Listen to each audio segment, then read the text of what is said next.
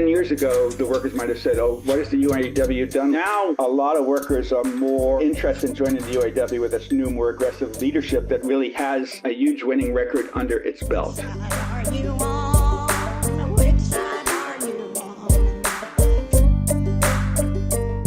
We mentioned the Flint sit-down strike, and obviously, I think the biggest continual labor story right now, much like Flint, is the UAW. The UAW has not been out of the headlines for more than a few weeks. It seems like since August of 2023. They're embarking on probably the most ambitious organizing campaign since the time of Flint. The biggest push to organize the South since the CIO's Operation Dixie. They just hit 50% at the second Southern non-union automotive manufacturing plant right here in Alabama at Mercedes. And Mercedes is so scared that they brought Nick Saban yesterday to try to talk to the workers. Fortunately for us Alabama fans, he did not bash the union he didn't say anything positive about the union, but he also didn't say anything negative about the union. And so sometimes, neutrality is the best you can hope for, but it's better than opposition. So, what are some of the things that you've been seeing and you've been tracking and you're wanting to see from the UAW campaign? So I think many so this union membership has declined from like 35% of the American workforce in the 1950s to around 20% in the 1980s to just 10% today. And many people are saying, unions just aren't doing enough to try to organize additional people. And union leaders can, say with some justice, it's really hard because, companies like Mercedes-Benz, Starbucks fight back so hard. And another big problem is that many companies break the law when they try to keep out the union. Many companies fire the 2 or 3 or 5 or 10 workers who are leading the unionization drive. And the National Labor Relations Board will often say, you've broken the law by firing these 7 Starbucks workers in Memphis. And they fired the 7 leaders at a store in Memphis. But under federal law, unfortunately, the federal government, the National Labor Relations Board, can't fire companies that act illegally. They can't fire them. They can't fine them even 1 penny, not $1. Mm-hmm. So companies feel they have a green light to break the law.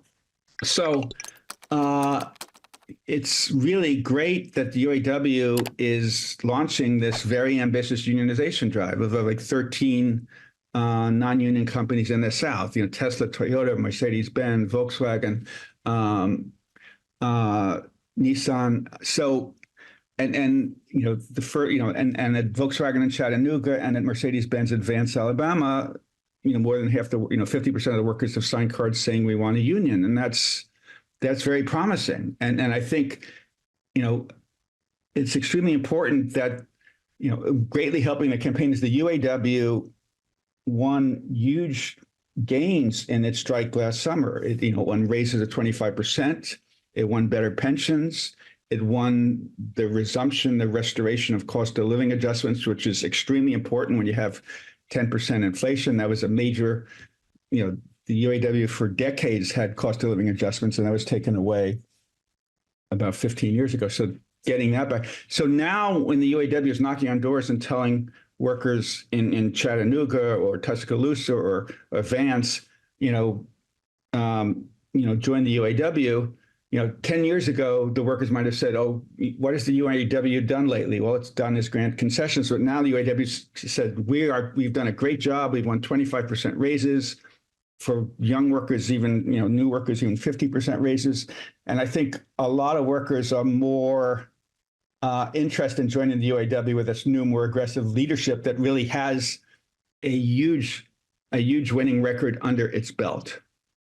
But as we're seeing in Alabama, the governor and the whole state government is doing everything it can to fight the union.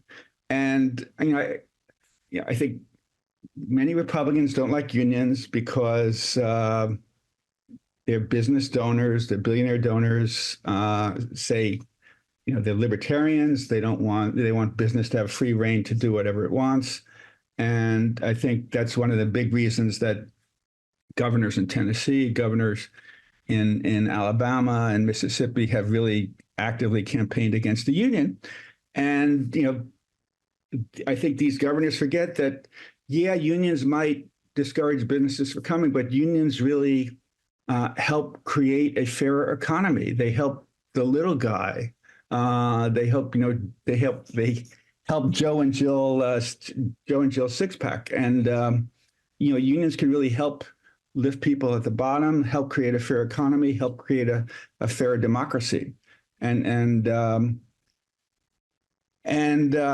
I think the big question is whether the UAW can rack up some wins in the South. That would, again, be extremely important. 10 years ago, the UAW tried to unionize VW in Chattanooga, and that would have been a landmark win because UAW really has very few wins at car factories in the South. So if it had won Volkswagen 10 years ago, maybe a lot of the other auto plants in the South would already be organized. So, what's happening now with this effort to unionize the 13 companies, it's very important.